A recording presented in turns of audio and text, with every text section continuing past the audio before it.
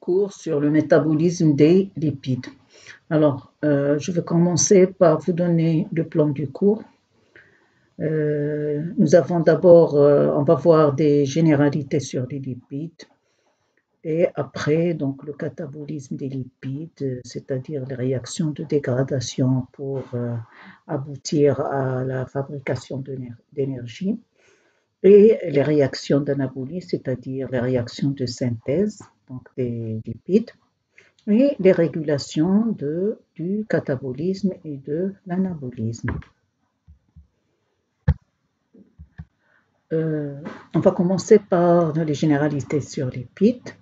Sur les lipides, donc, où trouve-t-on les lipides? Les lipides sont retrouvés dans les organismes vivants comme composants de structures telles que les lipides des membranes cellulaires. On trouve aussi des lipides sous forme de réserves dans le tissu adipeux, donc des réserves d'énergie. On trouve aussi les lipides au niveau de l'alimentation, sous forme de graisse animale et des huiles végétales. Et aussi dans beaucoup de produits d'utilisation courante, tels que les cosmétiques, les médicaments. C'est le cas des pommades, des huiles de massage, etc. Origine des lipides. Les lipides ont une double origine, exogène et endogène. Exogène, 40% de la ration énergétique, donc elle est apportée par les lipides. Ce sont les lipides de l'alimentation, à raison de 100 à 150 grammes de graisse par jour. 95 à 97% de ces graisses sont des graisses neutres, comme les triglycérides, et 3 à 5% des phospholipides, sphingolipides et cholestérol. Les lipides ont également une origine endogène, c'est-à-dire qu'ils peuvent être synthétisés par l'organisme, surtout dans le foie. La chimie des lipides. Les lipides sont une famille de substances organiques, c'est-à-dire qu'ils sont composés d'atomes de carbone, d'atomes d'hydrogène et d'oxygène. Ils ont la spécificité d'être insolubles dans l'eau et par contre solubles dans les solvants organiques apolaires tels que le benzène ou le chloroforme. Alors les lipides se présentent sous deux formes, soit des lipides simples, soit des lipides complexes. Comme exemple de lipides simples, nous avons les acides gras libres qui sont liés à un alcool, c'est le cas des triglycérides, qui sont donc une association des molécules d'acide gras et de glycérol. Les lipides plus complexes, ce sont les lipides simples auxquels on peut ajouter des molécules ou bien des atomes d'azote, de phosphore ou bien de soufre. Ou on peut même ajouter des sucres. Les glycérophospholipides, c'est deux acides gras plus glycérol plus un phosphate. D'ailleurs, c'est un constituant des membranes cellulaires. Nous avons aussi comme exemple de lipides complexes les sphingolipides. Ce sont des acides gras plus sphingosine. Ce genre d'acide est impliqué dans la transmission du signal et la reconnaissance des cellules. Alors, les lipides complexes participent aussi à la constitution des lipoprotéines, des phospholipides qui forment les membranes biologiques. Alors, comme exemple des lipides, les lipides simples, nous avons les acides gras. Ce sont donc des acides généralement monocarboxyliques, un nombre pair d'atomes de carbone de 4 à 32, et ils peuvent être saturés ou non, c'est-à-dire ils peuvent ne pas porter de double liaison comme ils peuvent emporter quelques doubles liaisons. Alors, lorsque toutes les liaisons sont simples, on dit que l'acide gras est saturé. Et d'ailleurs, ce genre d'acides sont très mauvais pour la santé, il ne faut pas en abuser. Et quand certaines de ces liaisons sont doubles, il est dit insaturé. Alors quand l'acide gras comporte une seule double liaison, il est dit monoinsaturé. C'est l'exemple des oméga 9. Et s'il en comporte deux ou plus, c'est-à-dire un acide gras polyinsaturé, c'est le cas des oméga 3 et des oméga 6 qui sont d'ailleurs bénéfiques pour la santé. Alors, comme un autre exemple de lipides simples, nous avons les triglycérides qui sont donc une association entre trois acides gras et une molécule de glycérol. C'est comme vous le voyez sur le schéma, vous avez donc trois acides gras et liés à un glycérol. Les triglycérides sont une réserve énergétique. Ce sont d'ailleurs les graisses de réserve qui forment le tissu adipeux.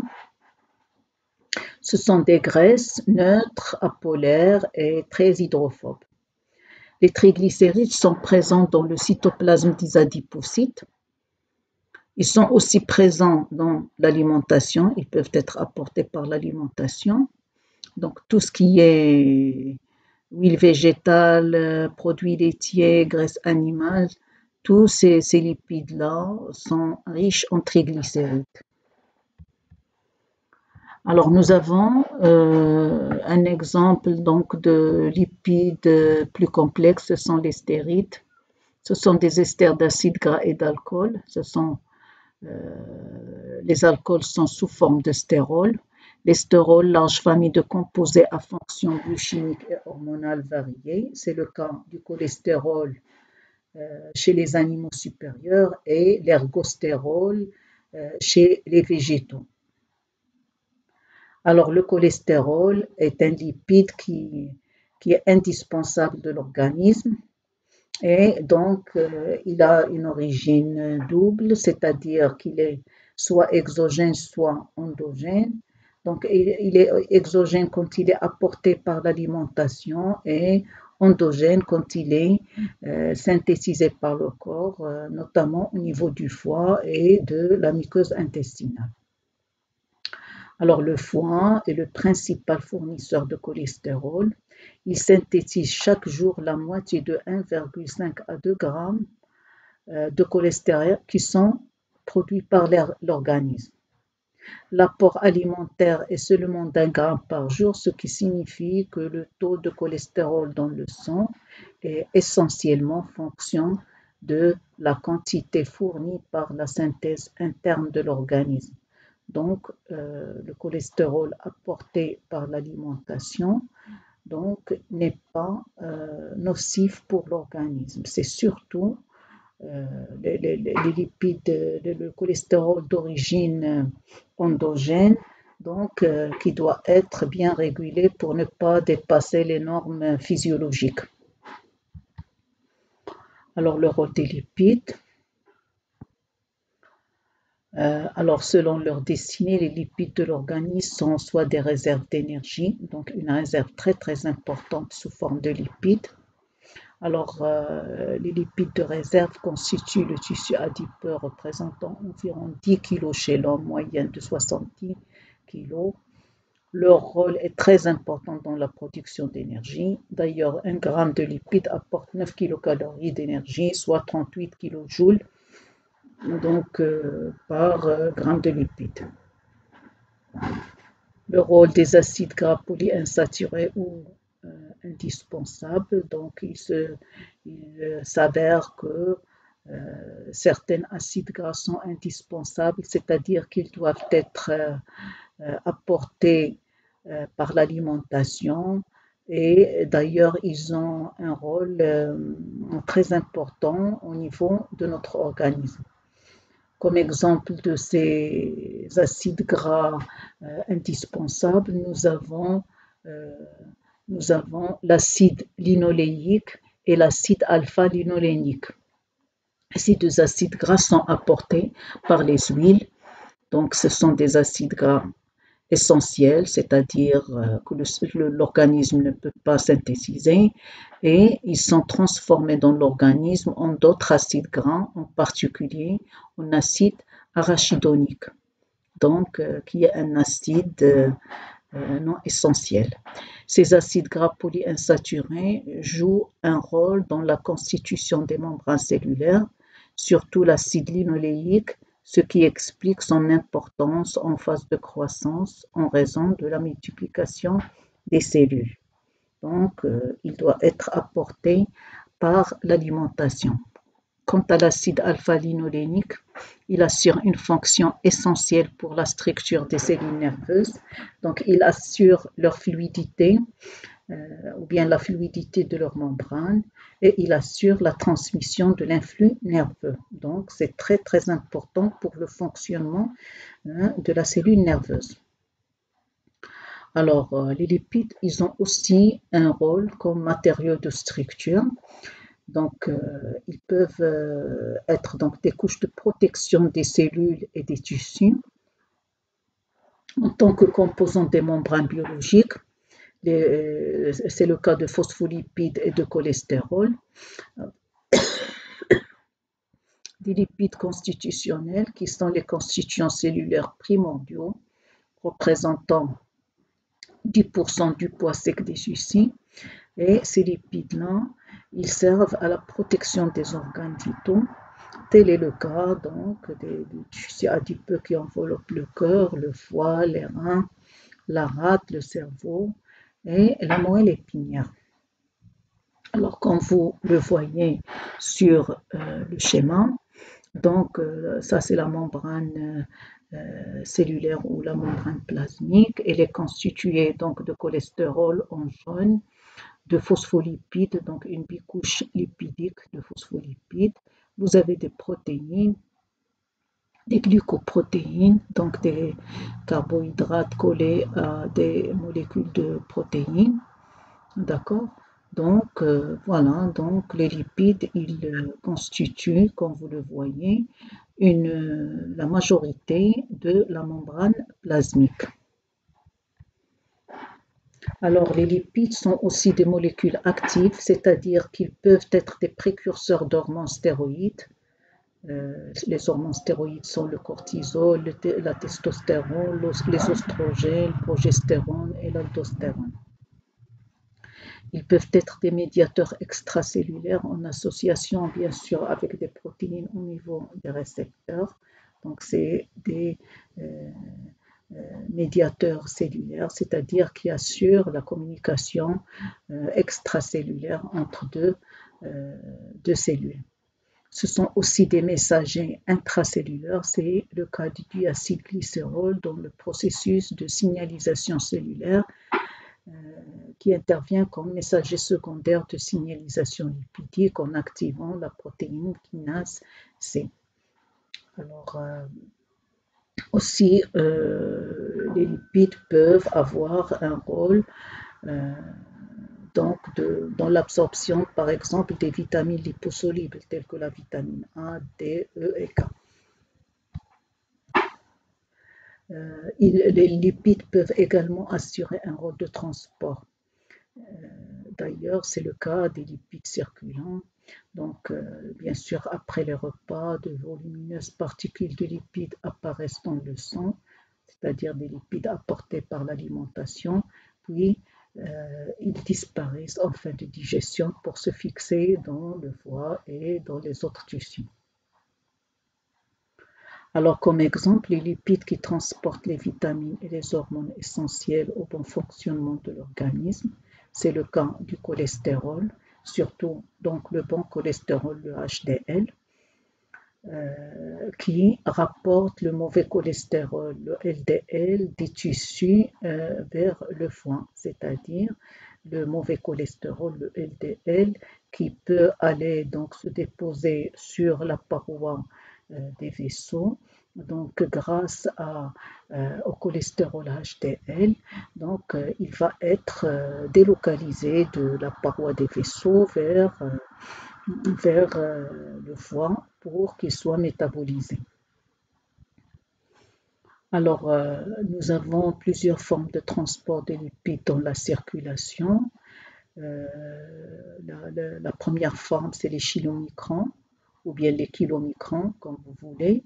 Ils font partie de la famille des lipoprotéines. Ce sont une association entre les lipides et les protéines. Euh, donc, ces lipoprotéines sont des vésicules qui contiennent à l'intérieur différents lipides et sur leur surface externe des protéines, appelées apoprotéines, parce que pour qu'ils puissent circuler ou bien être solubilisés dans les liquides de l'organisme, il faut bien qu'ils soient enveloppés dans des protéines, ces derniers qui sont donc solubles dans les liquides de l'organisme. Alors leur composition en lipides et en euh, apoprotéines détermine plusieurs classes de lipoprotéines de taille variable. Les plus grosses sont riches en lipides et sont les moins denses, tandis que les plus petites sont riches en protéines et sont moins denses. Alors, on va commencer par les plus petits, les kilomicrons, contiennent essentiellement des triglycérides et des apolipoprotéines A et sont les transporteurs des lipides de l'intestin vers le foie. Nous avons les VLDL, c'est-à-dire very low density lipoproteins d'origine hépatique, contenant encore surtout des triglycérides et des apolipoprotéines C, et donc qui ont la fonction de redistribuer les lipides vers les tissus. Donc, ils peuvent transporter les lipides du foie vers les autres tissus. Nous avons les LDL, les haute densité lipoprotéines, qui contiennent du cholestérol et des apolipoprotéines B. Et elles représentent le principal transporteur de cholestérol vers les tissus. Donc,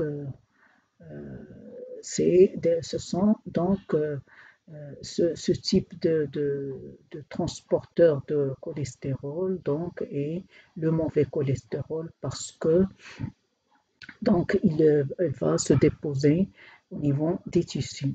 Nous avons les HDL, high density lipoprotéines, contenant du cholestérol et des apolipoprotéines A, euh, issus du foie et de l'intestin. Ils rapportent le cholestérol des tissus vers le foie. De ce fait, ils jouent donc un rôle protecteur contre l'accumulation des graisses et particulièrement du cholestérol et le développement des plaques d'athérome, donc au niveau des artères qui risquent de les boucher. Donc c'est pour cela qu'il est appelé donc bon cholestérol, parce qu'il a cette spécificité de débarrasser les artères de ce mauvais cholestérol qui risque donc d'adhérer au niveau de leurs parois pour former les plaques d'athérome qui sont donc responsables des ischémies au niveau donc des vaisseaux et donc l'obstruction des vaisseaux pour ne pas laisser le sang passer vers le cœur. Alors, une fois absorbés, les lipides vont pouvoir jouer leur rôle spécifique déterminé par leur nature, c'est-à-dire soit ils vont être stockés, soit ils vont participer aux réactions de synthèse, soit ils vont assurer la fonction de transport.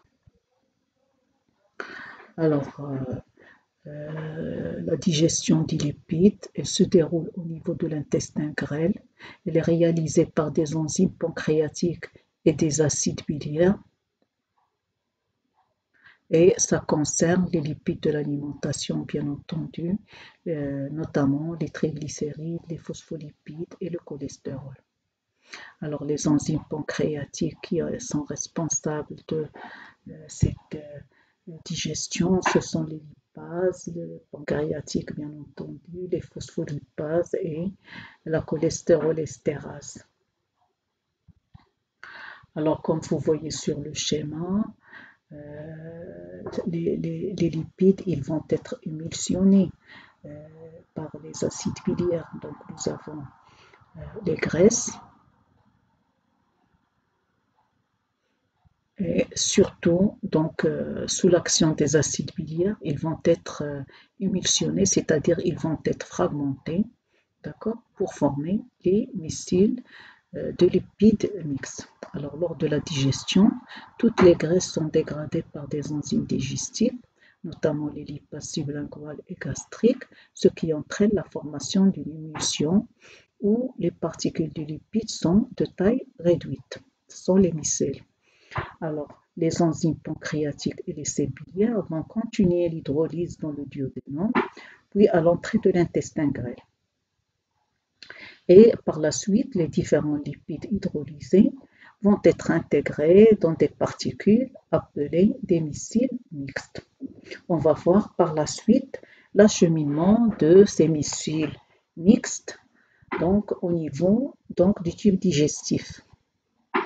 Alors, l'action de la lipase pancréatique, schématiquement, vous avez les triglycérides, d'accord, et sous l'action de la lipase, donc qui nécessite une colipase pour qu'elle soit activée, alors on a donc formation d'un monoglycéride et de deux acides gras libres. Ceci donc sous l'action des lipases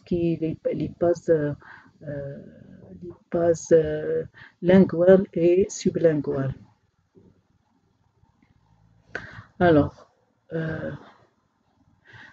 bien sûr, après l'action complète des enzymes, on aura donc des acides gras, deux monoacides glycérol, du glycérol, du cholestérol libre, des lysophospholipides, etc., qui vont être absorbés par les entérocytes.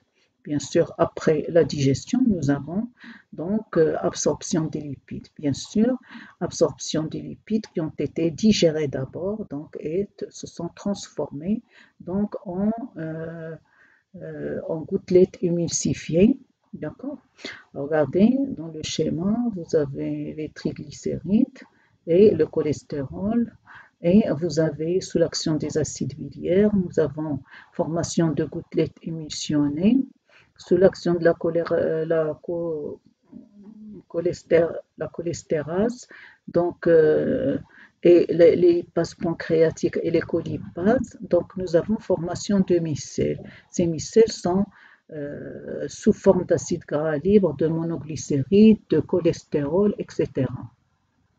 Alors, donc les acides gras libres à courte chaîne et le glycérol, ils vont passer automatiquement au niveau du sang.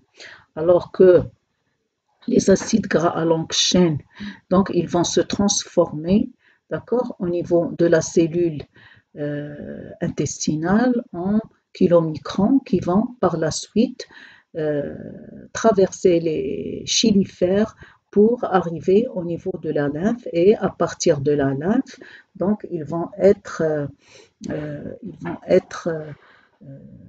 dégradés et neutralisés et avant de passer donc dans la circulation sanguine. Alors, comme je viens de le dire, les acides gras à courte chaîne et glycérol passent dans le sol portal, c'est-à-dire le sang de la veine porte. Donc, la veine qui rapporte le sang vers le foie. Les autres produits sont utilisés dans la cellule intestinale pour la synthèse des triglycérides, la synthèse des phospholipides et la synthèse du cholestérol. Alors on va schématiquement, je vais donc vous montrer la formation des kilomicrons. Alors, les molécules resynthétisées dans l'entérocyte s'associent à des apolipoprotéines et forment des lipoprotéines appelées kilomicrons. Ces derniers seront déversés dans les vaisseaux lymphatiques chylifères et sont les transporteurs des lipides de l'intestin vers le foie.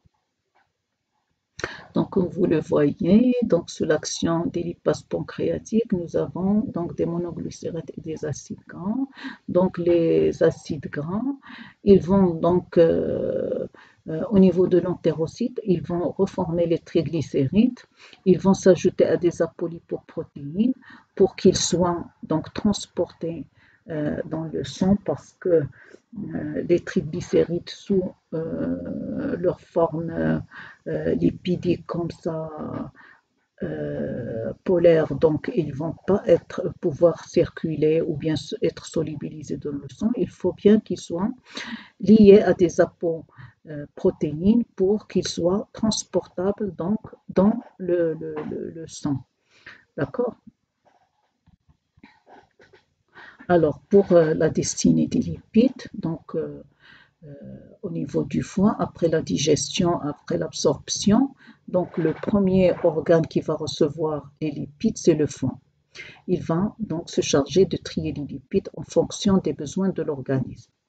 C'est-à-dire comment il se fait ce tri, ou bien ce dispatching, donc il va être de la façon suivante, c'est-à-dire soit mis à disposition pour la fabrication d'hormones, c'est le cas par exemple du cholestérol, soit un stockage dans les adipocytes en ce qui concerne les triglycérides, ou bien utilisation dans diverses réactions de la cellule. Comme exemple, donc si on prend le cas du cholestérol, il est transformé par le foie en acides biliaires, lesquels vont être éliminés par la bile en direction des intestins. Et la bile, soit elle va être rejetée, soit réabsorbée au niveau des intestins dans le cycle entéro-hépatique des cellules biliaires, soit elle aidera à l'absorption intestinale d'autres lipides et des vitamines liposolubles qui sont la vitamine A, D, E et K.